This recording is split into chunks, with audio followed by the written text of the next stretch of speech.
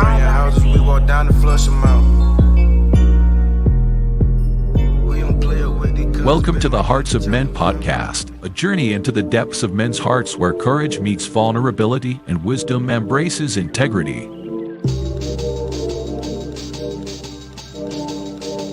In a world that often measures a man by his outer achievements, this podcast dares to explore what truly defines a man of character.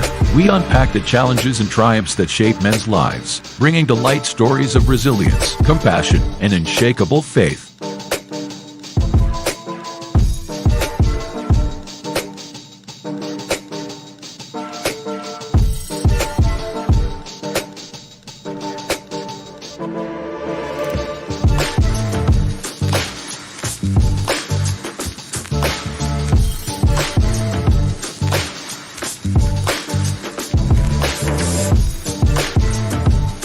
We believe that the heart of a man is a treasure trove of untold stories, powerful lessons, and profound wisdom. Through authentic dialogues and insightful discussions, we aim to unlock these treasures, one story at a time.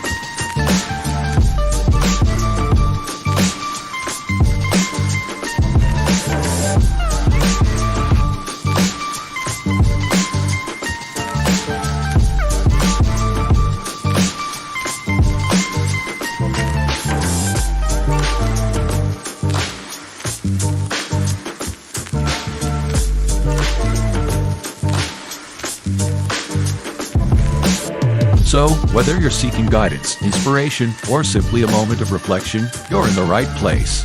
Get ready to be challenged, inspired, and transformed.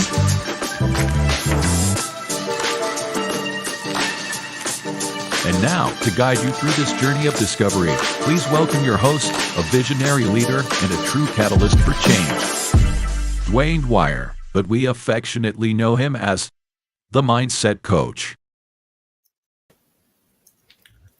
Good evening. Good evening. I don't know what just happened, but I apologize. But welcome to this evening's discussion on the Hearts of Men podcast. It is a pleasure. It is an honor once again to be able to host and play my part with my brothers here on this Friday evening and to join the livest chat on YouTube and the livest community there is. So we appreciate you. Join with me tonight for our discussion is, of course, you know him, the man, the myth, the legend, the coach, Coach Dwayne Dwyer, and right on the side of him is my big brother, my friend, co-laborer with me, poor man's Dr. Field, also known as Shift Happens. How you brothers doing this evening? Man, I'm doing all right. I see how you stress that F, making sure you enunciate it. Man, I'm good, man. All is well, considering everything else. But yeah, we're good. We're good. Yeah, I'm glad that y'all doing well. I'm doing well. And I'm excited to get into this conversation. And I'm ready to see what evolves from this. So let's go ahead and get started. So, do you find yourself struggling in building true long life connections while enduring the calling of bonding with others of like-minded thoughts and lifestyle? Well, this is the conversation that would explore the depths, functions, and purpose of the relationships that you're looking for, and it will enhance the quality of community, and dare I say the quality of our lives through a level of success. Though a level of success is possible individually, but together I believe that we can change the environment around us, around our success, and we can grow together. So with that, let's go ahead and get into this conversation about the secrets of lifelong brother and sister bonds. All right. First question I really want to throw out there just to open up the discussion, brothers. What is a brotherhood or a sisterhood in your opinion? And to caveat, is it a universal male or female fraternity or sorority? Two-part question. What is a brotherhood or a sisterhood? I would say either one of these hoods would be two or more people who have a common bond or something that holds them together, binds them together, where they see things the same way and they hold one another accountable to whatever said standard is. It's just a bond. And is it a universal fraternity or sorority? I think it's not one thing. So whereas one person, like the AKAs can have a sisterhood, the Qs can have a brotherhood or a fraternity, for whatever it is that their bylaws and everything says that they're striving to achieve, and they hold one another accountable for that. So is it universal? It's a universal, I guess, policy or universal. It can be spread around the universe if you want to look at it like that. Yeah, I'm pretty much in line with that. Is it a universal concept? It can be. Um, but when you look at what a brother or sisterhood is, I think, like Roland said, it's like two or more people who have a common bond, a common belief system, whatever. It's like looking at siblings, right? We have common parents, and under the umbrella of the parents that we share, there is a belief system that equates to the things that our parents believe. Therefore, that becomes a structured way of life.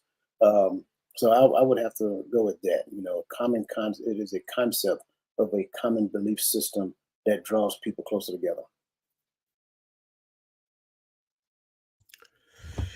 Man, I love that because especially when you start talking about the common bonds and connection, because I think so often we believe that we as men we have a universal, you know, fraternity, like, oh, you know, and or not even we think, but I think a lot of time women think men stick together or women stick together in all things, and that's not a, to me, not a brotherhood or a sisterhood. You know, that's something else that can be cultural or societal. But when I look at a brotherhood or sisterhood, to me, this is my brotherhood right here. Um, these are my brothers. This is, if I'm going to do something, I'm going to discuss it in this circle right here first. I'm going to get the opinions of these brothers. Um, and I believe that they're going to try to champion me on through that. So to me, that's a brotherhood. And is it universal? I think I would say no, because every circle is different. Everybody's different. There's no one way of doing things. But how we do it because of the foundation of what we believe. Um, with that, let's dive right into these questions. So our first topic today is going to be talking about boundaries within these relationships. So my question is, should there be individual or collective boundaries in a brotherhood or a sisterhood, or both? Yes.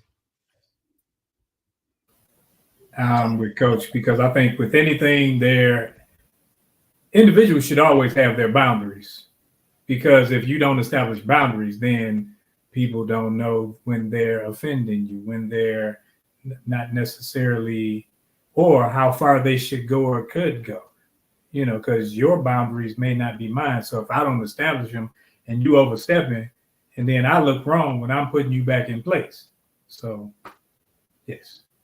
So I was the reason why I jumped out there first, right, to say yes, because again, it's, you know, how I see boundaries. Boundaries don't necessarily tell you how to behave; it's tell me how to behave. And so when it comes down to the individual boundaries, absolutely, I think regardless of whatever hood, I use that term loosely, whatever hood I belongs to, right, my boundaries, they regulate my behavior. So whether it's a brotherhood I belong to, whether it's a sisterhood I belong to, whether it's the government entity that I belong to, or, you know, whatever, right? My boundaries for me governs my behavior. When it comes down to the collective boundaries of that entity, that brotherhood, that sisterhood, that whatever, they have their own set of rules on how we should govern ourselves under the umbrella of that entity. It's almost like a code of conduct. And if I have a code of conduct already, then ideally, if I'm a part of this thing, then my boundaries look very similar to theirs.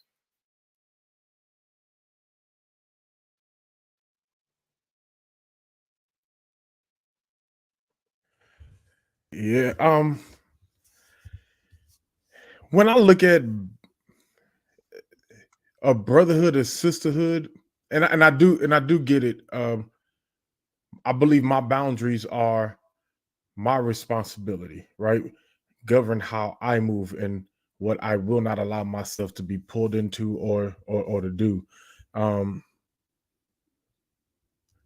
okay, but when I think about a brotherhood or sisterhood, and this is the reason why I thought what made me think of this question. I think sometimes we believe that I have exclusive access to to to Roland, or I have exclusive access to Coach, and so certain things that they have expressed don't apply to me because those are my brothers. So I can just jump right over whatever. You can't do this with Coach, but I can because that's my brother. What do y'all feel about? What do you feel about that? I think that when you have these common, but it's not just about a common bond because like we're all men and we could all be, we've all spent time in the military and these things. So that doesn't make us have a brotherhood. Now we may have a similarity or we may have a similar brotherhood when it comes to military. Like me and Dwayne, we spent time in the military where we had adversities in the military during the same time frame, doing the same things. So now we can have a bond or a brotherhood. If I talk about 220, it's like, okay, we have a familiarity there where we can have a bond with that thing, with that organization to where we bonded and we have gone through adversities and overcome so we can bond over that thing. It's the same way with family. When you have a family and they have gone through some things, it's like, okay, me and my sister, we can be fighting, but you ain't jumping in this because we have the bond, because we've gone through the adversities. I know what it's like to have gone through this with her, whereas you don't. So you don't have the right. So that boundary is set right there. Like, hey, it's not just about blood, but we've been through the ups and downs together. And I know that she's standing strong with me. So I'm not going to let you do these things or say anything derogatory about her. Yeah, that's why when I mentioned it previously, it's not the commonality of our lowest means of existence. It's not because we're men. It's not because we're women. It's not because we were in the army or we played on the same basketball team together. It's more of the belief system. And the belief system becomes the thing that unites us and brings us together. And that belief system would literally have you go the extra mile for the person. So it's the belief system that creates the bond. If we just simply looking at, and I'm just using this as an example, if we just look at skin color, you guys know just as well as I do, all of us who have the same skin color don't bond together. So at the end of the day, we cannot be based upon the lowest version of our existence. It has to be based upon something that carries a much more meaningful as a belief system. And if the belief system is the thing that creates the bond, then that's the thing that moves us to behaving in such a way that we go the extra mile for one another. It should be between siblings, but as you guys know, it doesn't always exist. So at the end of the day, when we look at it, does that give me the opportunity to leapfrog everybody else? I don't decide that, you do, right? If I reach out and say, hey, I have a need, then, ideally, sure.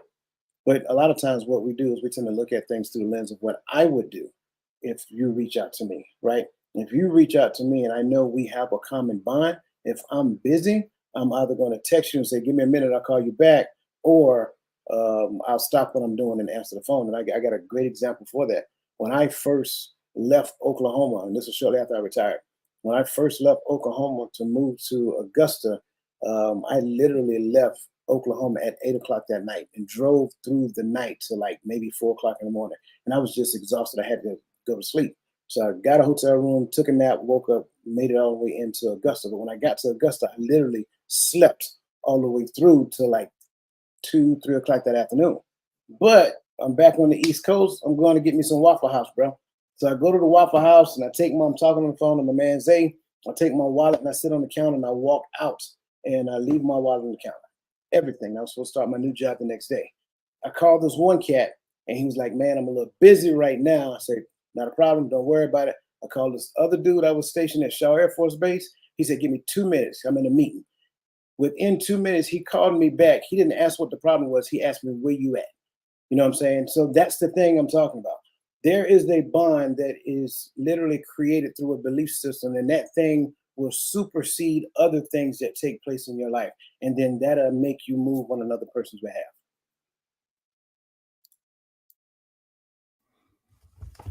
I like that. I like that. But coach, when I reach out to you though, and now you're not busy, I know you got professional needs, but I'm your brother. I mean professional qualifications, and you charge for a lot of your services. But I need that discount. Little bro need you to cut him short a little bit. Discount your money when you give it. No, I'm joking.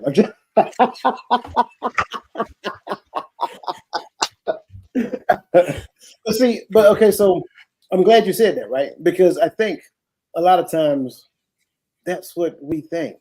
But here's the thing. Remember, my boundaries govern my behavior. So if you have a business and that's what you do, then for me, I would never ask you for a discount. In fact, I'm that person that wants to pay full price because that's what you do. And so instead of looking for the handout, which is kind of common, amongst us, I hate to say it that way, hook a brother up. It's kind of common amongst us. Instead of looking at it that way, we should look at it the other way. Because we have that common bond, because I know that that's your business, I'm going to be not only the first person to participate, but I'm also going to be that person. And no, I don't want no discount. I'm going to pay full price because that's what you do.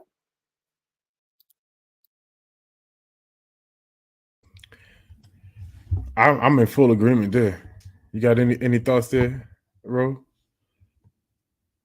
I see him rubbing his beard. Look like you're thinking. I'm gonna continue to think. Yeah. Alrighty. Let's go to the chats. Miss Verlene McCoy. Good evening. She asked a question. She said, "What is a bond? Is it a feeling or emotion towards that person or a sibling? How, brothers? How would you describe what a bond is?"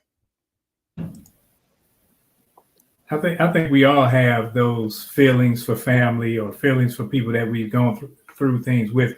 But when you aren't on the same page when it comes to like when I go home, I'm living a certain way. So if you aren't living that way, because doctrine, my learning, my teaching, everything tells me that this is how you move. And if you're not moving that way, I can't speak to, we may have a family bond, but there's certain things that my boundaries say I'm not doing with you. I'm not hanging around here because we aren't on the same page. We aren't headed in the same direction. And I know anything that I do with you will probably stunt my growth or my progress. I love this question. My initial short answer is no. However, I'm answering that way for a particular reason. Because just flatline looking at the question, it kind of gives the impression, I don't think this is what she is asking, but I want to make sure I address the question from all sides. It kind of gives the impression that the feeling or the emotion must exist in order for the bond to exist. Well, if that's the case, the minute that I don't feel a particular type of way, then we no longer have that bond. This is the reason why you see people get married One minute they love one another, they get a divorce. I can't stand that person. I hate that person. How can you hate somebody that you once loved? It's impossible. So it's not the feeling or the emotion towards, it's the bond, and based upon proximity, the consistency of the the relationship that grows into a level of intimacy through what we tend to call transparency and vulnerability. Then the emotion and feeling develops after that. But the bond, the belief system must exist first. Once the belief system exists, then drive forward. Let's be honest. Can I just baseline it real quick? When mama have another baby, which turns out to be my sibling, boy or girl, I don't love that thing yet. I'm just gonna tell you the truth. I gotta grow to love it. I have to, spend time with it. I gotta nurture it. I gotta help mama take care of it. Once time goes on, then I grow to love it. She carried that baby for 9 months, not me. I'm the child now. I might be in my feelings. You think about it. A lot of kids go through this. I might be in my feelings because now this baby fitting to take time away from me. I ain't signed up for this. I was the only child for 7. I'm telling my truth now. I was the only child for 7 years. Now this other baby come along and I got to help you take care of it. I'm mad. But then eventually over time, because we share the same parent, eventually over time, I grow to like it. Then I grow to love her. Then I grow from loving her to treating her like she's my own child. And then I become the best babysitter that my mother had. So that's the thing. It can't be based on feeling or emotion because those are finicky at best.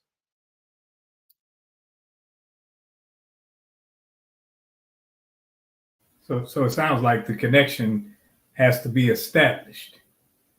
And exactly. And that's why, and we all know how it is with anything that you go through, whether you're in a fraternity, whether you went to basic training, they made it to where you had to depend on one another because initially you didn't even know one another. You didn't like how this person walked around with no shower shoes on. This person left hair in the drain. And then now you see, okay, with all your differences, you have some commonalities, and now you grow to work together. And through that work, now you develop relationship, and then relationship builds into a bond.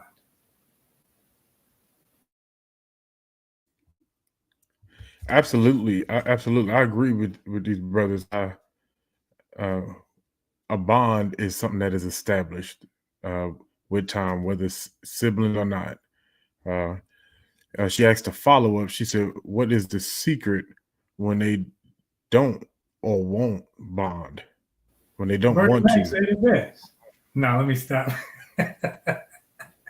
No, I say Bernie Mac said it best. But when someone doesn't want to bond with you, I'm not forcing you to enjoy the whatever the ability to be around me or to be in my life. I will never force someone to, hey, you're lost. No problem. I don't think anyone should ever try to force feed themselves on somebody else because what you do is you build up a resentment when that person doesn't feel or do what you want them to do. That has absolutely nothing to do with the bond because the bond is established. It's not forced. Yeah, I agree with that. I think it's when someone doesn't want to bond or they won't bond. I think the secret is patience. I can't make you do anything. I don't even. I should never get to the point to where I overextend myself as well. Right? People pleasing is a very dangerous game. If you don't want to bond, I give you the space that you need to recognize that. Hey, it is what it is. Once you come around, once you decide you want to bond, then I'm here for it. So the secret is patience and always leaving the door open. But don't run out the door, chase behind them and say, please come on in the house and eat. I got no, don't do that. Like let them be. Like everybody has the ability to make their own decision. Everybody have the ability to have their own opinions. Let them have that. If they don't want to, it's okay. Eventually they'll come around. See, this is one of those questions where I wish we had Brother Chris, because he'll say something like, hey, take the L, take the loss. And I don't, but in this scenario, I don't look at it as a loss.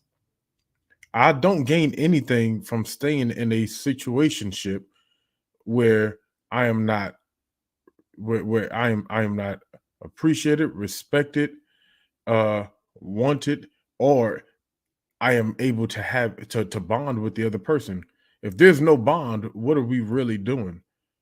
We're not bonding on any level, professionally, personally, brotherhood, sister, whatever hood you come from, right? As Coach said, if there's nothing there, there's nothing. What are we doing? We're fooling ourselves. We're playing ourselves. I know there's a lot of people who stick around in relationships because of the kids, and there's no bond. And then you look at them, you're like, man, how did they get divorced after 20 something years of marriage? Because they only stayed together to raise them kids. They didn't like each other. There was no bond there. And that's why there's always, you see some relationships that's always bitter, that's always bickering, that's always arguing. You have to create a bond before you can move forward into anything. You have to establish that relationship. All right.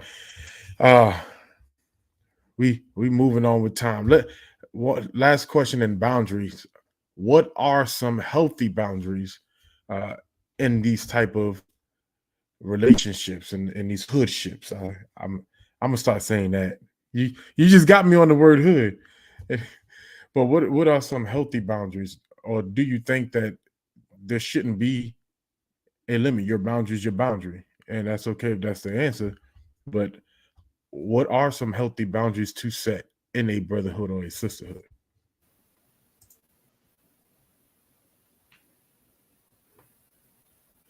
I think, I mean, yeah, you know me. My boundaries exist between the book of Genesis and Revelation.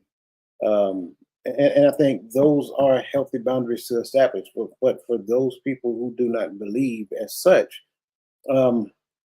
I think the boundaries that are healthy for them are the ones, and I kind of talked about this on Tuesday night, the ones that promote PME, psychological, mental, and emotional health. So you need to understand where you are psychologically, where you are mentally, and where you are emotionally, and not create dependency through somebody else. A lot of times, what ends up happening is people attempt to have these connections, these bonds, whatever the case may be, and they equate to some degree of dependency. And it's probably based upon some unresolved trauma that they experienced in their life. So when it comes down to establishing healthy boundaries, they must first understand what healthy looks like for them. Some people have a higher level of resiliency than others. So I can't say that this is a blanket question for everyone, because at the end of the day, everybody needs to be able to do some assessments on themselves. Once they're able to do some assessments on themselves, then that tells you whether you have the ability to be in certain situationships to where certain people have not necessarily done the work on themselves. If a person haven't done the work on themselves, I don't necessarily think that that's a good person to create a connection with, because you're going to become their scapegoat for everything that doesn't go right in their life. So understanding where you are based upon PME, psychological, mental, and emotional health, and then understanding that people who believe like you believe within a certain reason, those who have done their own work on themselves, those people are safe to have connections with. Again, my concept of boundaries is my boundary, my yard, my work. So at the end of the day, my boundaries are all about my behavior. If I encounter someone who does not have boundaries in their life, it may not be a good idea to be in a situationship with that person, because at the end of the day, they may end up in your yard and trying to tell you how to do your work. Healthy boundaries within a relationship. I think truth. You got to be able to, if you can't speak truth to a person, you can't be honest with that person and not worry about how you feel about it, because it's not about your feelings right now. It's about us establishing this true thing. And that's why everyone can't, like, somebody can say what's true, but you may not have that bond, because so what they're saying, you may not take it the same way. Like if one of you guys told me something about myself versus somebody I don't have a bond with, even though it may be true, we don't have a bond. So it's like, dude, you don't know me like that. So you can't necessarily come to me, or I won't receive it the same way as if someone else says it, even though it may be true. So I think being able to speak truth to a person, being able to be honest with that person and say how you see it, not just what you feel, but how you see it. I think that's a healthy relationship, because then in a relationship, I respect it, or I can at least hear it. Whereas if we're not in said relationship, I'm gonna tell you, go fly a kite, because we don't have that type of relationship. But when you have it, that's one of those healthy relationships where I may want to, but it's like, okay, that's coming from coach. So I got to take that, suck that up, go think about it, and then come back and talk to him. Say, Doug, I appreciated you coming to me with that, because it helps me get straight. Because when he's speaking the truth, it's not coming from him or me. It's coming from what we agreed upon as our guideposts. So if we say, hey, the scriptures would guide you, and he say, Doug, this is yada, yada, I got to, yeah, because it's bigger than both of us.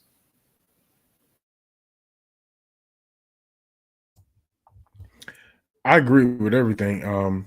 First and foremost, my boundaries are going to be set, just like Coach said, between the front cover and the back cover. All right. In between there, that's where my boundaries are set. But what that means is that's what my responsibility of how I carry myself and how I ought to behave and how I ought to even treat you in this bond and in this relationship, in this brotherhood. And so I think when we start actually laying out certain things that are boundaries to us, I think it's real important to search out what it means to be a brother or a sister, right? Um, when I look at relationships like David and Jonathan, the bond that was created caused Jonathan to assist David in evading his father, knowing that he was the one anointed to take the throne from his father. He still, the bond was greater than the family's ambition. And some of us, we got things that are cultural, that are family, or that's just how we act as family, or this is just I'm a gaddy, we do it like this way. And sometimes that dictates how we treat each other people, or how we treat each other versus what the scripture says. So to me, I think it's important that we actually search out and really search within and search the scriptures and see what a boundary and what a relationship is, what a brotherhood is, what a sisterhood is, so that we can keep this together. Any other caveats before we move forward? All right. Let's go on to the bro or the sis code. Now, sisters, I'm gonna need y'all in the comments on this one, right? Because I really want to know, what is a bro code? What, and to my sisters, what is a sis code? What is that? I think that's been used many different ways, but it's the established protocol between the parties of how we move. And now, when I was doing other things, some bro codes be like, hey, if I call you at 2:00 in the morning and tell you to call, because I've been in that situation where somebody called me and say, hey, when my old lady gonna call you, say me and you was at such and such. No, dog, I don't do that. But some bro codes, they want you to move like that. Whereas when you're grown and mature and you're moving a certain way and you say, hey, I am following, the bro code can't be, hey, you got to lie for me. No, because our established protocol is not established on lying. So the code has to be rooted and grounded in whatever it is your faith is, your doctrine. Foolishness. That's what this is. It's foolishness, man. Stop it. Stop it. Cut it out. Y'all know that's what this is. The bro and sis code is foolishness. That's all it is. Y'all know. Listen, you never heard anything about a code until somebody stepped out of line. Man, you done broke the bro code, man. You know what I'm saying? Come on. You know, you got to sound like the old dude that smoke a pack of Winston a day. You know, that's how you got to sound. There's no such thing as no code. The code is only when you violate what I needed you to do for me when I'm doing something I had no business doing. Right? That's the only time you ever heard of it. So, I mean, that's all I got. It's foolishness to the third power. So, well, to the third power, exactly. So the next question, then, I think I feel like I know your answer. So, are there any automatic laws, rules, or expectations in the brotherhood because of the bro code or the sis code? Like my nephew put in the chat, he said rules like I can't talk to a friend's ex. Is that a real thing? That's a I'm not talking to any of y'all. Anyway. That's more societal foolishness, because I think that insecure people get hung up on things like that. When you're done with the person, when the person is done with you, I don't care if they see the person on the moon or the person next door. Has nothing to do with me, because I'm not in their relationship. So it's not a code thing. So are there automatic expectations outside of the bro code? Yes.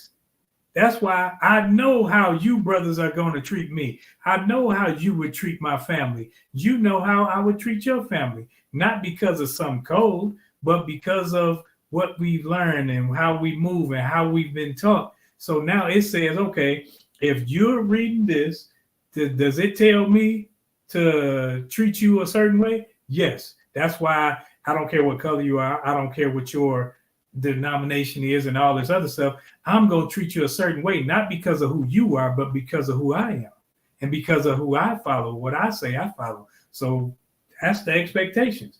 Be who I say I am, and that you can expect that. But that last thing you just said, that's the automatic expectation. The only expectation I have is on me. So when it comes down to stuff like that, my expectations begin and end here. You don't get to put expectations on me. I appreciate you thinking about it, but no, stop. You're getting into my yard now. You see what I'm saying? You can expect all day long, but here's the thing I'm going to tell you. You might as well expect me to disappoint you, because it's going to happen. I always say that expectations between people, that's the prerequisite of disappointments. So when you have expectations for me to do or not do not be surprised if I, come up short, in your opinion. Now, here's the other side to it, based upon what you asked previously. There are these things called integrity, right? Integrity matters. So at the end of the day, if, whatever, like say, for example, one of my brothers, they just, them and their significant other don't make it. Well, in my mind, that's to me, and I can't speak for nobody else. I'm not even going to venture in that category, because at the end of the day, I don't want to cause any confusion between me and my brother. That's me, again. Now, what another person expects, again, that's on them. But the automatic expectation is on me based upon the belief system that I have for myself. I like that, Coach, because when it comes to this whole expecting people to be a certain way and move a certain way, I think that we live in a society where people love to see people fail, love to see people fall. It's the same way Mr. Baby Oil Man right now. Everybody's on board and they looking at it like, oh, I knew this and I knew that and he did this, and they're standing in judgment. And I'm looking like some of those things that he's been accused of doing, I could have been in those circles if it had not been. So I can't judge that man and say, well, he deserved this. Not some of the circles, with back in the days, way back, when I had the strength. No, I'm just kidding. Man, stop making faces, man. You messing me. No, but when it comes to a lot of people's falling short, I could fall short. So I can't be the one standing up on my high horse when another person falls short of something or I can't stand there in judgment of them because they fail. And then if I'm a person's brother and they do fall, I don't look at them like, yeah, I knew it. You know, it's not my job to put them down. It's my job to lift them up and try to show them how to steer the ship right. I'm still stuck on you could have been in some of them circles, bro. I'm sorry. I can't help it right now. I wasn't invited. Hey, This goes back to the screens earlier, man. Oh man. All right, my bad. I'm sorry. I'm back. I'm good. Y'all don't pay me no mind. it's the Mr. Baby Oil Man thing You know for what I'm me, saying? but He couldn't help it. He couldn't help it. you know, y'all know, bro. Man. So, but I really want to dive some more right there in the. I can't have expectations on you. And I almost fell on my chair when you say thank you for thinking of him, but no. And though that was funny, but I really think that we believe because you are my friend or my brother or my close pal, whatever title, I don't really know what they use today. But I should be able to expect you to act how I see a brother or a friend to act. And so is that what's creating? Because I really feel like that's where there's a pressure point at. That because I hear a lot of, and I hear from a lot of women too. I grew up around a lot of females, and I always hear, well, she know better. If I do this, this is what the expectation is for you. If I can look out for you this way, you got to be able to meet me half. Like, so how are these expectations really holding us captive? I really want to dive into that some more. I think it's a good question. I believe wholeheartedly that when it comes down to the notion of relationship, there is a very misguided concept that exists in the subconscious mind of most people. People believe that relationships are supposed to serve them. That is totally wrong and backwards. So when it comes down to you serving me, that fuels the expectation that I have. Well, if I do this for you, then you should do this for me, right? Because at the end of the day, I'm existing in a relationship based upon a mindset of survival, right? It's what I can get from you, me, and me. Because I exist in the world of me, I'm still immature in my mindset. Therefore, I don't necessarily realize that relationship is the most pristine, exquisite place in which you can serve somebody else. Like somebody, like you got to look at it like this. The fact that you're in relationship with another person is a gift. And if said gift is before you, you have an opportunity to be there for somebody else. So you should take joy in another person going through any type of trials and tribulation, because that is an opportunity for you to show up and allow the character that you possess, being an ambassador of the Most High, to allow the character that you possess to show up in their life. Therefore, he can flow to you and through you to them. But what do? Oh, I just don't, I'm going through this. I'm dealing with this. Why? Because I'm expecting you to hear this, have a little compassion on your behalf. Therefore, you give me something to make me feel better. Well, here's the other thing that we don't necessarily realize. Some of the things that we go through are things that we go through because of the decisions that we made. And if the things that I went through are based upon my own decisions, whenever you come to my aid, I may not necessarily learn the lesson that I'm supposed to be learning in that particular moment. So it shouldn't be a foreign concept that if I'm going through it again, bro, get it. Hey man, I hate to call, and whatever the case may be. And I wouldn't have called if you wasn't the last resort. You know what I'm saying? But then the last resort happened every 6 or 7 months. So how am I always the last resort? Because in your mind, I have the ability to, and I'm not going to miss it. So that's like, I think when it comes down to relationships, we need to kind of search our hearts and understand, do we really understand what relationships are all about? And I'm not necessarily talking about male and female. I'm talking about all relationships. Do we really understand what the concept of relationship is all about? And if we don't, if we miss that, and I'm gonna give a perfect example to that here in a second. If we miss that, then the question that we need to ask ourselves is why? Where did I learn relationship from? Or did I not learn it and I just assumed it based upon what I seen other people do? And I think the last one is what most people do. They never sat down and had an honest to goodness conversation about relationship. What, friendship looks like, what marriage looks like, what siblinghood looks like. You know what I'm saying? But you go to work and you recognize at work, I have a job. My job says do this, do this, do this, do this. And at the end of the day, I get evaluated on how I do this. And if I do not do what my job description says, then it is highly likely that the company will give me a pink slip and say, hey, appreciate you coming out, but your services are no longer needed. How do we understand that in the workplace that I have a job description that I must do, and I actually interact with my coworkers? Whether I do it from the kindness of my heart or begrudgingly, I still do it because the job requires me to do it. That is a relationship. You have a relationship with the company and you have a relationship with your fellow employees, with your coworkers. We can go to work and we exist in a workspace and we execute relationship. I won't even say flawlessly, but we do it better than we do in our personal life. And then we change gears when we get off work. And now all of the people that I'm in relationship with, their job is now to serve me. Bring me all your goods, bring me all your wares, bring me all of your attention because I have a need. Oh man, I'm gonna have to watch this again so I can write all that down. but Coach said a mouthful for real, and it's about expectations because if I'm expecting you to be a certain way, that's all up here.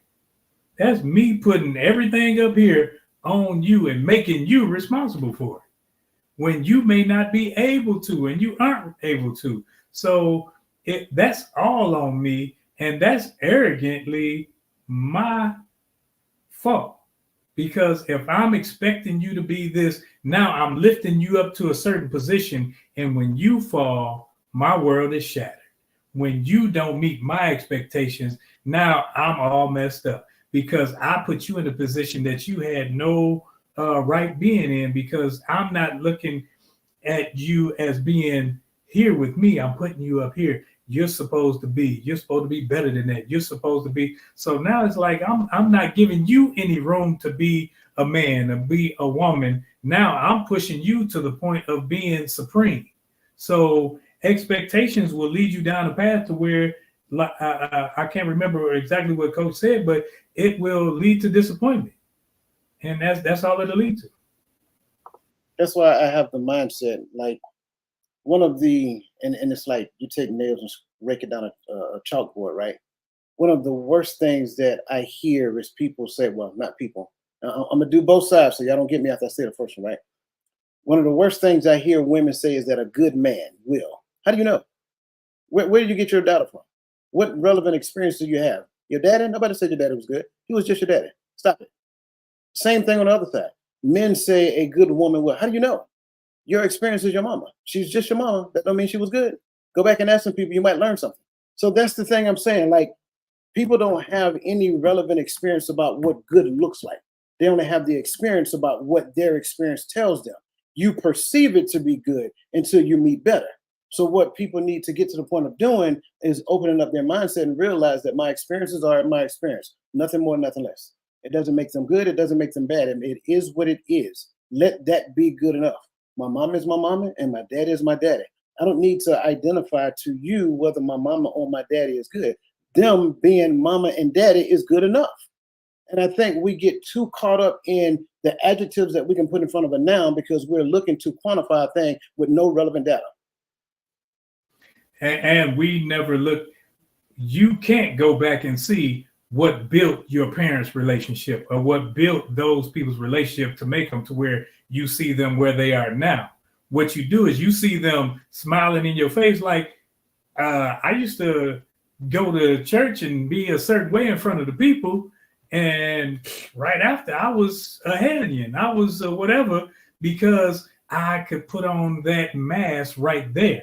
And it's the same way people do every day. I can smile in your face and be all happy and be wanting to end it all because I know how to put on the facade. I know how to put on the mask. And we do that daily in relationships with people that we care about and don't care about. So having expectations of people is all about you and your ego, or how you think you should see them versus how they truly are. But when you get to truly know someone and get that bond to where you are like Jonathan and David, you are like Paul and Silas, you are like those people in the scriptures, to where they recognize one another's flaws and didn't hold it against them. But what they did is they acknowledged it, and they didn't have a super califragilistic expectation of these people that they couldn't attain. You know what I think we did? We looked at the David and Jonathan, though we didn't hear no more of that relationship after David became king. Well, I mean, we know Jonathan had to fall on the sword, but we don't know what was going, how that relationship was going to proceed after that. We take the happily ever after and tie it to Ruth and Boaz, and we say, that's my Boaz, or that's my Ruth, but what does that mean? And I think where these expectations come from is because, as Coach said earlier, we put the expectations on the other person, when really, if that's your Boaz, the expectation is on you to act like that's your Boaz, to treat him as he's your, whatever you view Boaz to be. You have to take care of that. I used to hear, I had a chaplain I used to always say, the grass is greener on the other side. It might be, but somebody mowing it. And it takes a lot of water to keep it green. All right. So the work has to be done. If you think, if this is your expectation, but I think what happens too much is, we got told a lot, men find women like their mothers, and women find men that like their daddies. And then when we get with them, we expect them to act just like our mama and our daddy. Well, my mama used to, or my daddy wouldn't let. And you're not looking at what I could be. You're looking at who you want me to be. Yeah. Y'all agree, disagree right there? That's how I look at it. Yeah, I mean, I'm with you, and that's why I stated previously, like, where did we learn relationship? And I think that has to be a thing that we go back and take a look at. When did we learn what friendships look like? When did we learn what relationships look like between male and female? All of those things, and I think it's important. I think it's important for us to assess ourselves and see how we show up in the space. Like, first of all, am I a good person, right? And when we use the term good, we mean a particular thing. Do I display those qualities to where I can be identified as good? Am I dependable? You know what I'm saying? All of those things matter. And I think, unfortunately, because that has not been a staple, then what ends up happening is that, hey, I just want you to accept me as I am. No, I'm not. Sorry. No one should. No one should ever accept a person as they are and give them the right of passage to where they don't have to do any improvement. That is one of the biggest and worst mistakes that we've made. We have a responsibility to grow. We have a responsibility to be better tomorrow than what we were today. I just had a great conversation with a brother of mine, and I love when we talk, because he always asks me questions, and those questions always take me down a rabbit hole to I have to talk about what the scriptures say. I don't want to give him my opinion. It's not my opinion that matters in his life. When you ask me a question based upon a particular thing that you're dealing with, I must go back to the scriptures and then break it down so that we can understand it and implement it every day in our life. This is what this says, therefore, this, that, and the third.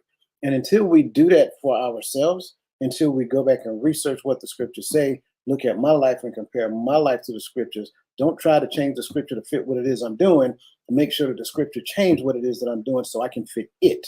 If I'm not doing that in the space of relationship, then the question has to be, what am I doing?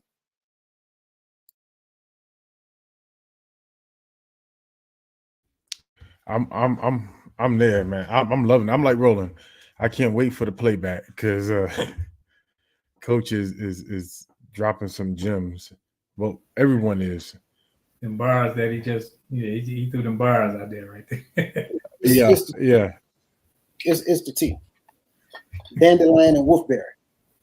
That's all I'm saying. Yeah. Wolfberry, you know. Now, Hey man, that's the tea bags. you good, you good. But NCO say you ain't got a lot to kick it, you know. He said, no, man. And so this is actually a really good space to move into conflict resolution. Because these things, these expectations lead us into a real dark path of thinking when it comes to our relationships, because you didn't do what I expected you to do. You didn't act how I expected you to act. You know, I start having these feelings of resentment. And so my first question on conflict resolution is what are some sustainable methods in dealing with emotions and behaviors that are common to these type of relationships, such as jealousy, strife, resentment, selfish ambition, or what have you?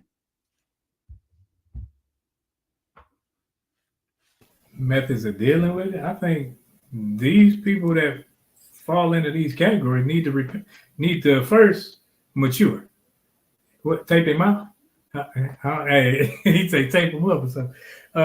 But they need to mature. I mean, because when you're looking at jealousy, strife, all of that has to do with the individual expectations and feeling a certain way, and it's a selfish thing to please me.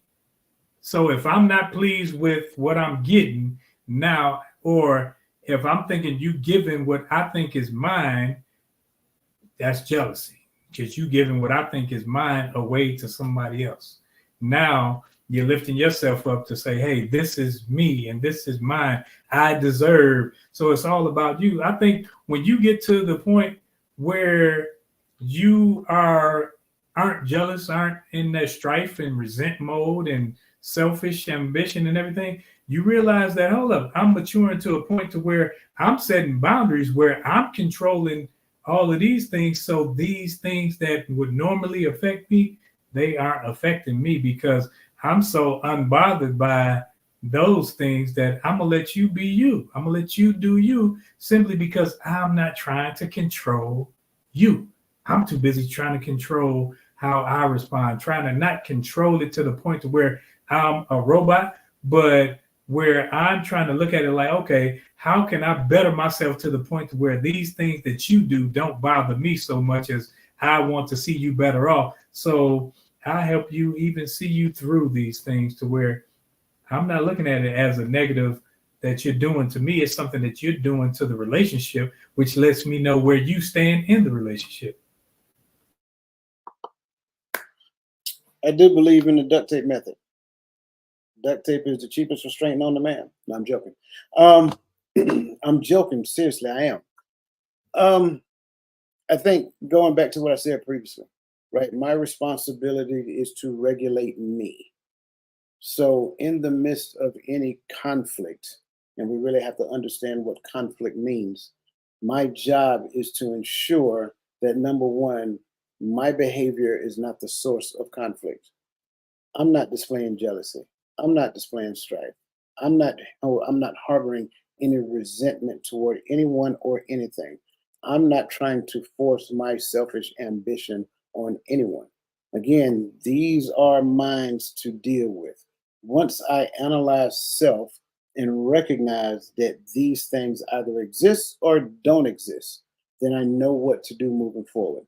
If they exist, my job is to apologize. That's simple. Nothing more to think about. Really no need to have a posture of defense.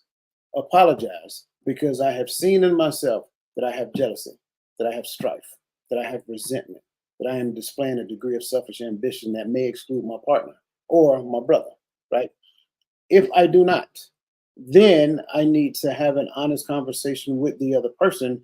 And in the midst of having that conversation, I point them back to the thing that bond us together, the belief system. It's not about how I feel. It's about what the belief system tells us. Because the way I feel only makes me aware of what is happening in the environment. I do not express the raw emotions. If I express the raw emotions without analyzing them, then the only thing that you're going to do is posture yourself up so that you can respond.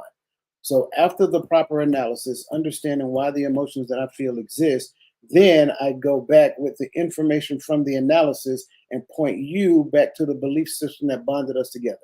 If I can do that and train myself to do that on a consistent basis, then that should get us to the point to where we can mitigate conflict before conflict arises.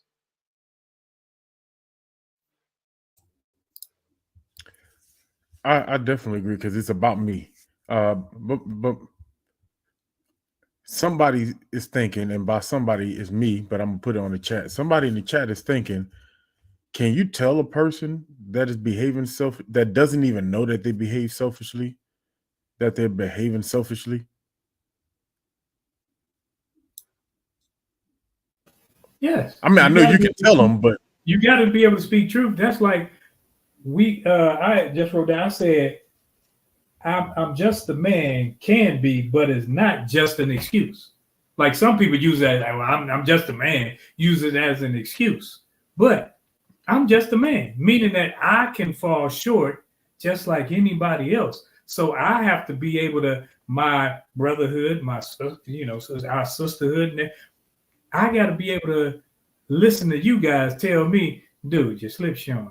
You ain't acting right. Or I got to be able to listen to wise counsel. If not, y'all not really my brothers. Y'all not really, those aren't my sisters when I don't respect your opinion about how I'm moving. So now, yes, that's an absolute yes. And I'm glad you said that, because that's why I say you have to understand what conflict really means. See, we believe that conflict in relationship is normal. It is not. It is a thing that presents itself when we are projecting some versions of incompatibility within our connection. So if I am governed by Genesis to Revelation, if I am governed by that, and if you are governed by Genesis to Revelation, then who's the judge? The judge is Genesis to Revelation. It ain't you, it ain't me, it ain't how you feel about it, it ain't how I feel about it. It's Genesis to Revelation. So where's the conflict? There is no conflict. So a lot of times, and I've heard this before, and these are people, and I hate to say it, in the pulpit too, right? They will say, oh, well, I can't wait to see you guys get in conflict. What? What does that really mean? You know what I'm saying? Like, am I saying that disagreements won't happen? Sure. I may say I want a white one, and you may say we need to get a black one. But at the end of the day, I mean, I'm using this as an example, of course, but at the end of the day, we always go back to the judge. What does the judge say? If the judge gives us detailed instructions on it, then that's the answer.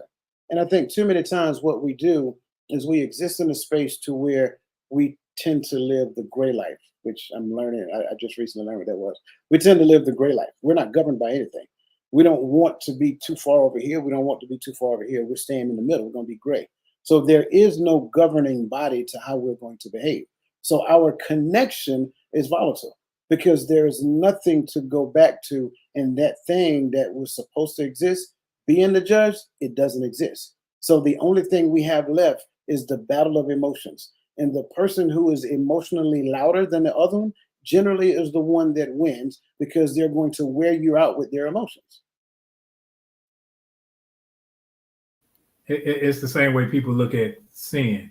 They can say, well, she made me do, or she shouldn't have been wearing that skirt and all these things. But the scripture says that every man is enticed or whatever when he's drawn away from his own lust.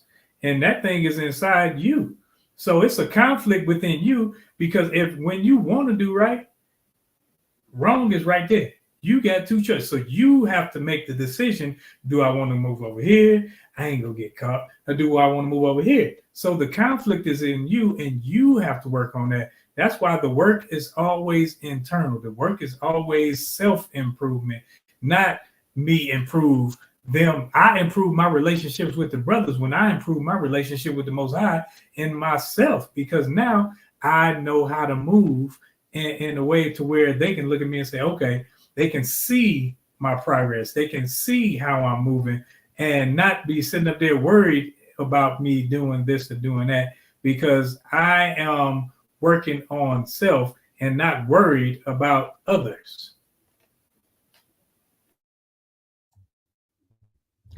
And this leads back, because I don't think this question separates from the expectation conversations we were just having, because a lot of it stems from how I expected you to behave.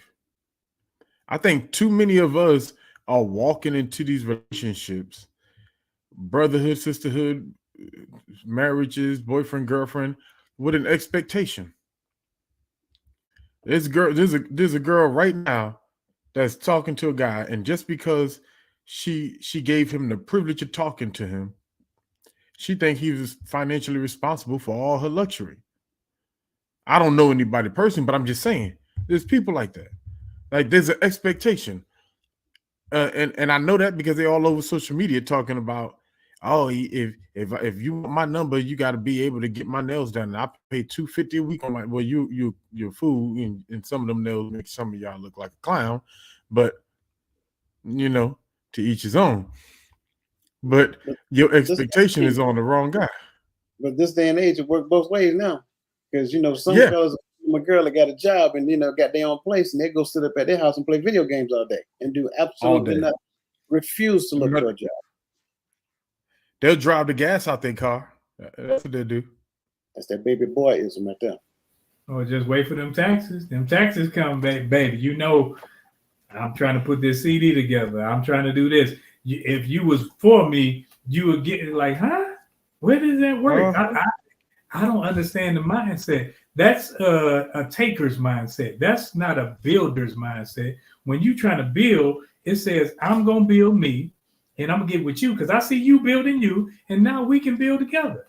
And we got to be on the same sheet of music. It ain't like I'm just taking somebody, you learning French, and I'm learning Arabic, and I think we supposed to communicate. No, we got to be able to communicate beforehand. I understand that you're trying to gain your relationship, so you building yourself. So now when I look in the mirror, there's some things that I know I got to work on before I just say, okay, I'm going off my feelings. I'm going off my emotions, and I can't live without her. Yes, you can. You just bothered right now, and you want to spend some time to satisfy your flesh versus you working on that relationship with yourself, where you don't even have to look at her in that vein before you realize that there's a beauty in her that surpasses just the physical nature. Now you can grow in a way where y'all can just sit and communicate, sit and talk, sit in silence, just be in one another's company, to where y'all just growing and realize, hey, we on the same plane. We going to the same purpose. Agreed. And there's so many distractions. Too many distractions, if we're being honest. One of the biggest distractions, and I got it, this isn't a popular response. One of the biggest distractions is climbing the corporate ladder. We will get, and I'm not against job. I want to make sure I'm saying that. Job has its place. But at the end of the day, I should never sacrifice my family for my job. But because we have that mentality and we get caught up in the concept of professional growth within the company, things of that nature, and then the company asks me, oh, well, we need you to work late. We need you to go out of town. We need you to do this. We need you to do that. Meanwhile, the family is home by themselves, waiting on me to come home eventually whenever I'm finished, because I'm married to my job, but I take care of my family. Because that's really when you look around, that's really how it works. And it shouldn't be that way. Like, the job itself should sustain us till we get to the point that we develop something that we both are working towards. Not we work the job until we get to the point of retirement and then get another job and then retire again. And then we don't really spend time together until we're in our 70s. And so we have the concept of the job wrong. And again, I'm talking specifically about, marriage now. We don't get to the point in time to where we spend our time together, when in essence, the family itself is supposed to be a business. The family entity by itself is supposed to not only raise their kids up in the way that they should go, but they should teach their children business principles and business practices at a very young age, so that once they get out into the world, they may end up on a job for a very short period of time. Or the best case scenario, that we have built something so profound that once the child becomes of age, they start working in what we built, and then they automatically, they automatically get to the point to where they can assume what we've established as a family. So I'm with one of brothers said LinkedIn. Oh yeah, Roger Pringle, when he says has to be team building. Shout out to Roger. Good to see you, bro. Yeah, he says I agree. It has to be a team building relationship, and I think that's what Coach just explained. We have to do this together, and Roland said it too. We have to be on the same journey, or journeying together. Like the goal has to be the same. The moment we start taking two different routes into two different places, we're no longer a unit. We're no longer a team. We're now individuals trying to be individuals at the same time, consuming the same space. And you can't do it because the space is trying to split apart. That's what's creating some of that tension. You're in the same space trying to go to different directions. It's pulling apart. You either have to cut it down the middle and go, or you have to decide which direction we are going to go together. But too many of us, but that's where my problem is when we started talking about selfishness, though, right there.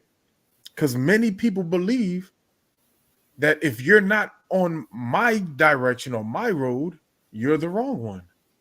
We never even sit down and explore the difference between where you're trying to go and the way I'm trying to go, so we can figure out what's right. You already have set in your mind the way you want to go is right, and there's no other way but that. About a year and a half or two ago, I remember Coach, he asked me, we were talking about books. He's like, okay, what you read? And I don't care what the book, usually when I tell somebody about these books or whatever, it's just conversation. And then some of the books cost, some money, So next thing I know, ding dong, we online, Coach getting deliveries to the door. And every time it was some book or whatever, he had the book. He got the book. And that made it to where our relationship grew, because for me, I said, man, he's serious about this thing. I say, he not just like most people running their mouths talking. He putting his money behind it, and he's actually looking into this thing to where he's growing. And now our relationship is growing. So I'm like, man, that's definitely, so now the relationship grows, and that's how it has to be, whether it's a fraternal relationship, whether it's sororities, whoever in your circle, when you say, hey, this is our guidepost, and you have materials and that person ain't looking into that material, but they're looking for you for everything, that person is using you, and they are truly an anchor. They aren't helping you grow. They're an anchor, helping you stay the same, because now you become their everything. I got to come to you about everything, when all they can do is let me look into it so I can study and so I can see for myself. Then they can actually grow, and we're both elevating, not one of us trying to elevate and you're holding the other, you holding relationship from growth.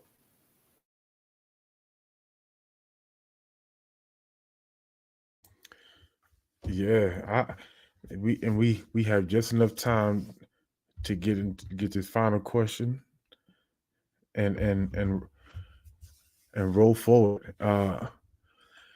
So, and we kind of talked about it, but I want to actually dive into it specifically. But what are some healthy habits that we should explore while building these bonds to help minimize conflict and strife as much as possible?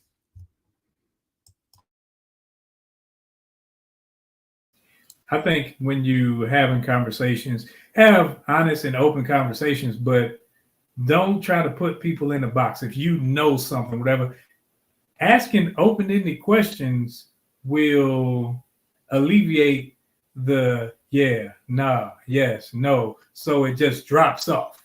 Because if you ask a direct question, most people gonna give you a direct answer.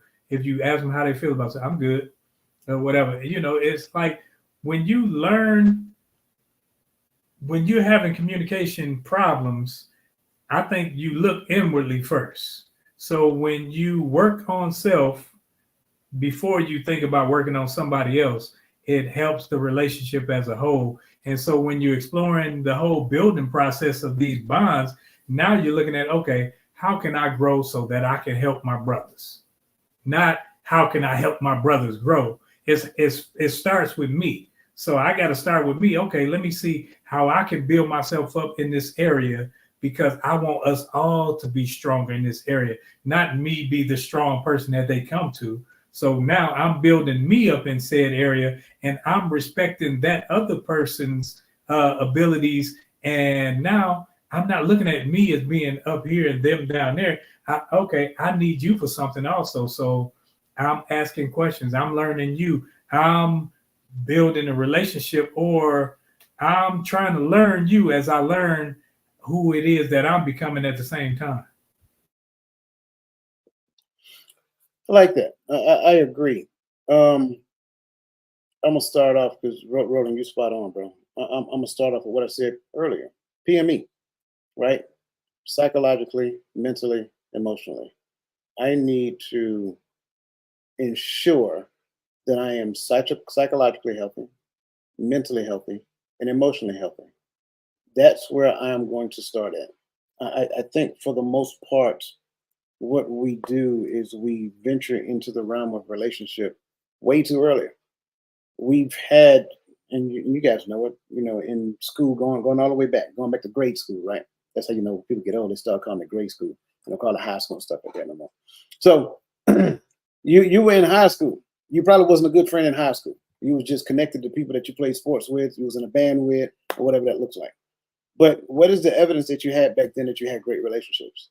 Probably did not have a lot of evidence. You had people that you was cool with, you know what I'm saying? But great relationships. I mean, great relationships to where you did what Roland just talked about. You did the things to where you were like, you were a point of contact for the people that you were in relationship with, and you wanted what's best for them. Not, surround yourself with the people who lift you up all the time. So you didn't have that evidence. But next thing you know, as soon as you graduate, you got married. And so the lack of evidence did not yield a future of having a great marriage, because you did not learn anything from the evidence. And so then you get into that situation, and then that situation didn't work. But there's a common denominator in all the relationships that you had, a common denominator in all the relationships that you had. This guy, right? So you always have to look at yourself first. You have to do the necessary work on yourself so that you could be a good person to be in relationship with. I don't care what type of relationship we're talking about. If in your mind, if you search all of your relationships and you look at them and all of them are feeding you in some capacity, then that's evidence that you need to do a good self-assessment on yourself and start doing the work on yourself so that you can be better for relationship. When you do that and turn that into a progressive habit, what you will find is that not only you will start having better relationships, but you will have relationships that have depth and breadth. A lot of us are so accustomed to superficial relationships that we don't even know who we can call on if we ever get in a situation. Who, like, if I pick up my phone right now, who can I call if I need somebody? You don't know, because you haven't done the work on yourself to be good for a relationship, because you've never really been there for somebody. Sure, you may have been on the phone talking to your friend and been through a bad breakup, but when they asked you, or when they got finished crying and all that other great stuff, your response was, "Oh, I just want you to be happy." What does that mean? You know what I'm saying? You gave them nothing relevant that they could use in their life. So these are the things that we're talking about. These healthy habits should get you to the point to where you become progressively better, not just, living in the skin that you're living in, but you can become progressively better for your family. You can become progressively better for the community, and you can become progressively better for intimate relationships as well.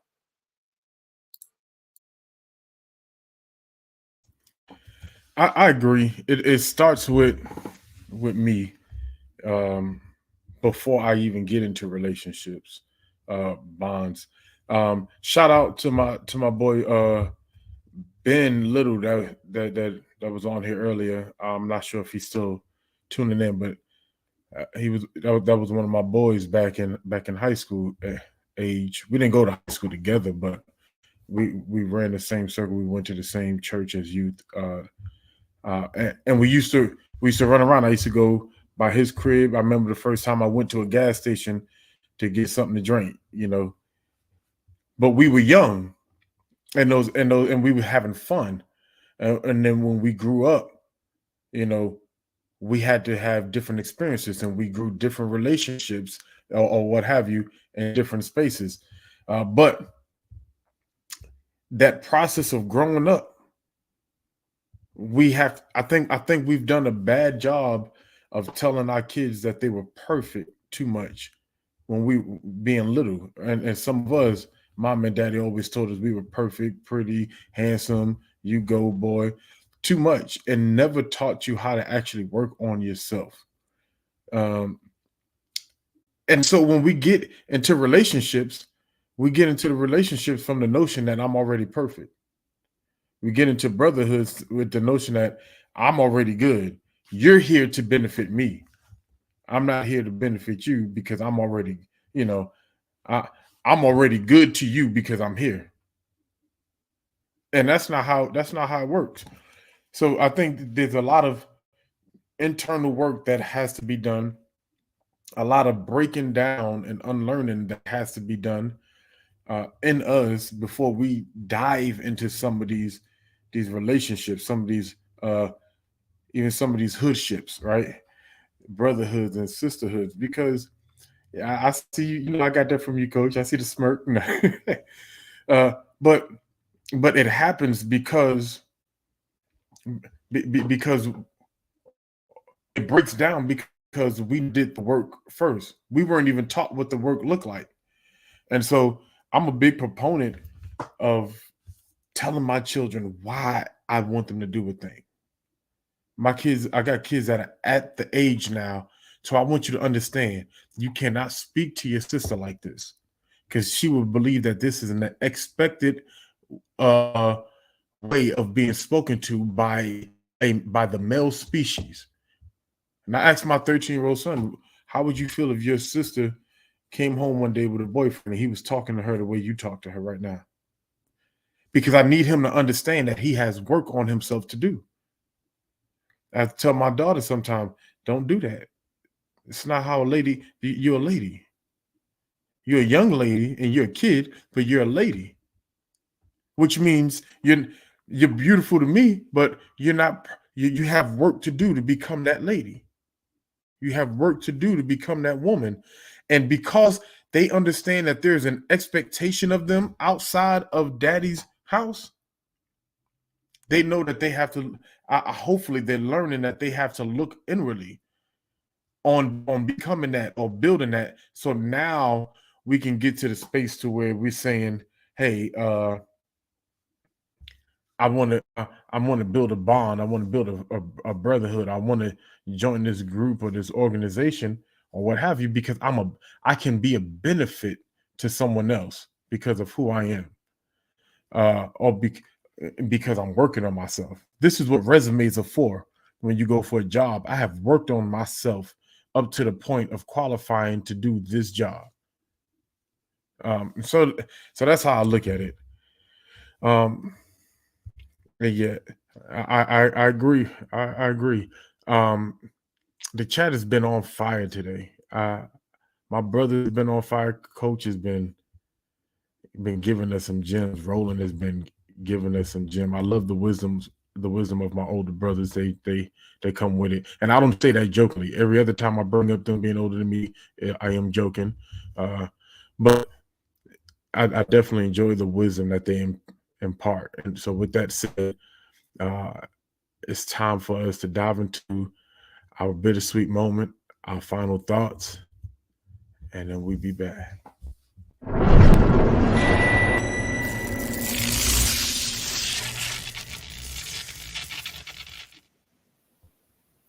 We're talking about the bonds, the brotherhood, the sisterhood. We're talking about the bonds between people, because men can have those same bonds with women and women with men. My grandfather was a twin. My father was a twin, is a twin. I have twin sisters, and I was also having twin boys, but they miscarried. And none of those twins were exactly alike. None, they weren't identical. They were fraternal. That means they developed in the same womb and had separate sex. So when they came out, they had to develop a relationship. Now, my father and his brother, they are like oil and water.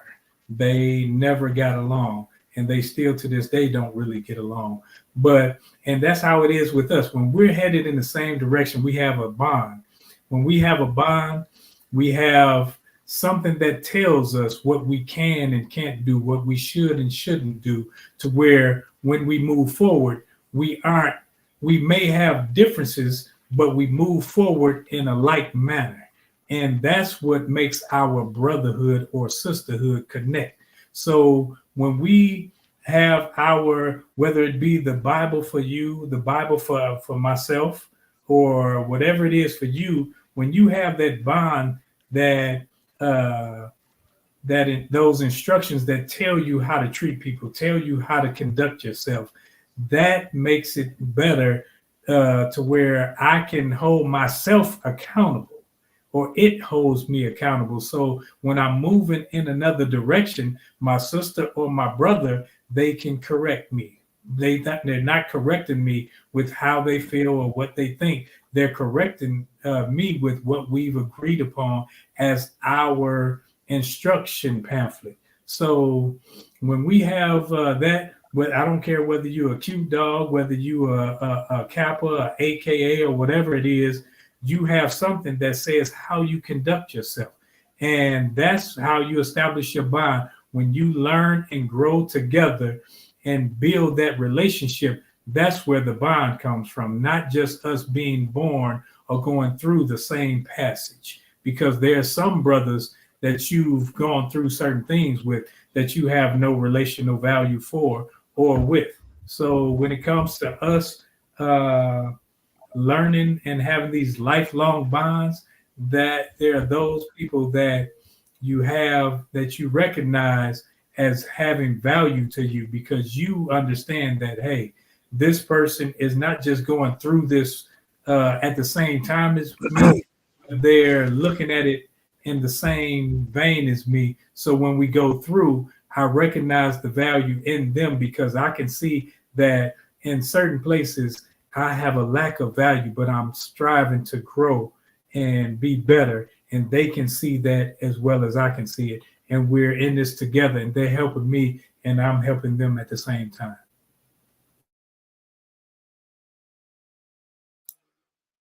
I love this conversation. I think this conversation is much needed. Listening to a lot of things that were said tonight, especially understanding that most of the concepts that were spoken were based upon something deeper than emotions, right? Understanding that, we get to the point to where we don't necessarily know how to regulate our emotions a lot of times in life. So there has to be something deeper, something more meaningful. You just heard Roland talk about, we govern ourselves according to the scripture. The scripture teaches me how to behave. That becomes the thing that I establish my boundaries for what I establish my boundaries in. For people who have that same belief, we have the opportunity at relationship. So that becomes the thing that is the driving force behind my being as it pertains to other people. I treat them according to how the scriptures say to treat them. But there's also a story to where Christ, as a young man, as a young boy, he was teaching, and then they told him that your mother and your brothers are outside. And he asked them, who is my mother? Who is my brothers? And then he referred to those individuals who adhere to what his father says, his father in heaven. those are his brothers. Those are that's his mother. So I think we have to get to the point to where we have a belief system that is rooted in something much more meaningful than probably anything you've ever seen. Once we can do that, then we can get to the point of serving people in an authentic fashion. That to me is one of the issues with relationships. That being said, I just kind of want to shout out one of the people that we're building a bond with, right? Lisa Dove Washington, The Power of Shut Up. For those of you who actually have witnessed her podcast, she comes on Thursdays at 7 p.m. And it's an awesome platform. And this is her book. So if you want to go to Amazon, purchase her book. She didn't ask me to do this, but I'm doing it anyway, right? This is what community is supposed to be about. We share with each other what the community is all about. That's what a bond is. Again, like I said, she didn't ask me to do it. She didn't even know I did it. But at the end of the day, those are the things that we're supposed to do. When Roland write his book, I'm going to do the same thing. When Gaddy write his book, I'm going to do the same thing. If you see in the chat, you got people putting information and so forth and so on. That's what bonds are all about. They're not doing it because, oh, well, they're getting paid X amount of dollars an hour. They're doing it because they believe in something deeper than themselves. And that's the key.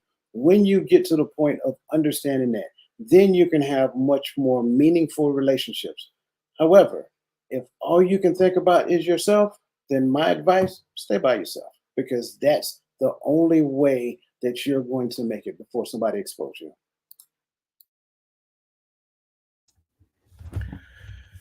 I believe that we were put here for a purpose, and there's a universal purpose, of course, that is fear God and keep his commandments. But when you explore those commandments, I realized that it's about the togetherness of his people.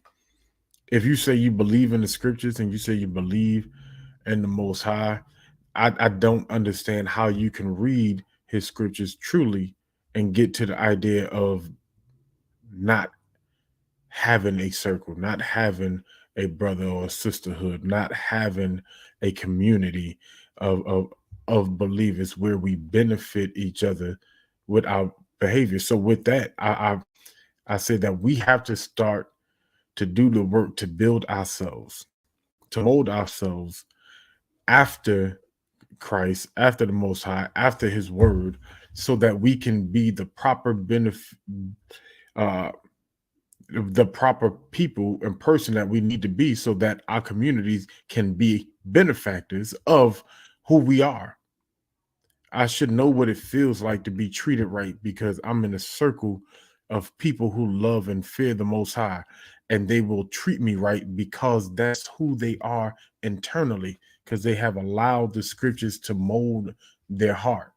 And I've realized that when I am in circles to where that doesn't exist, to where the bond doesn't exist, to where the only thing that exists is selfishness and no selflessness, then you have to vacate for your mental health. And if we are in a sisterhood or in a brotherhood or in a community, I think it's important that we understand, yes, Paul said it concerning the scriptures and doctrines, but I also believe it concerning the community, that we must mark those who cause division among ourselves. And we cannot allow them to sit into our communities, sift into our communities, and start breaking people down and start destroying people's mental health, because then it cripples the entire community.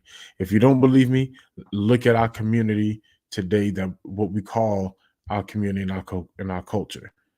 It has been sifted into, and we've gone through so much mental health issues that it has started to deteriorate what we call the quote unquote Black community, right? And that is something that can only be fixed by walking with the Most High, by growing in the Most High, and being among people who are on the same journey. If the other person's journey is not to seek the Father, we got to let him go. We got to move forward.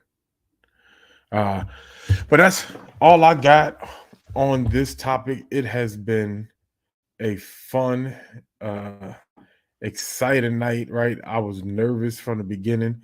All right, I know I seem a little more nervous tonight because Coach put us to work this week, this go around, which means I'm scared for what's the next go around gonna be, because I don't know what that's gonna look like.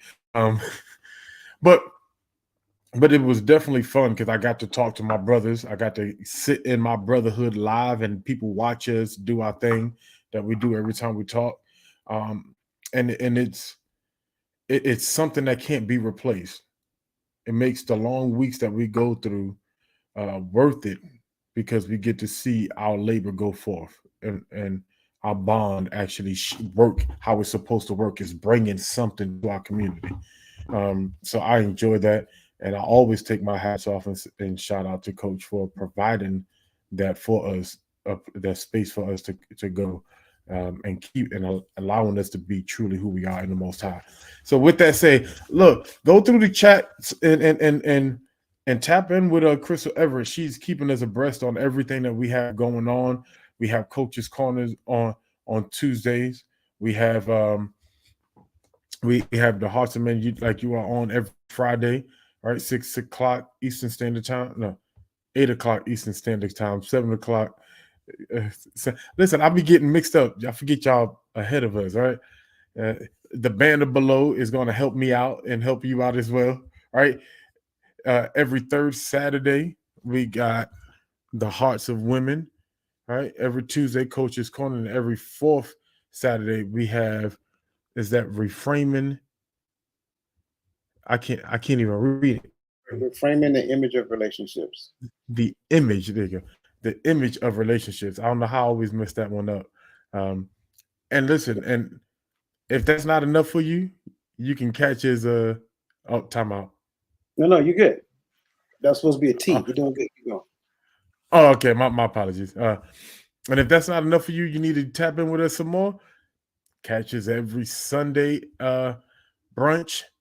So that would be 10:30 Central, 11:30 Eastern Standard Time on TikTok. I think this week is going to be the voice of reason. Our sister Lisa Keys. Listen, I'm excited that she's a part of that that group, and she's sharing now, because she's been bringing her fire every time she's up. So I love it. And shout out to the livest chat on YouTube one more time. And if you're new, go ahead and subscribe to the channel. All right, everybody, hit the like before you leave, and go follow the community and join the community on TotalMindsetShit.com. Man, I got it. I'm getting better, Coach. Doing good, man. Yeah, I'm trying. With that said, we love you. We see you next week, and make yourself available to the people you love always. Yeah.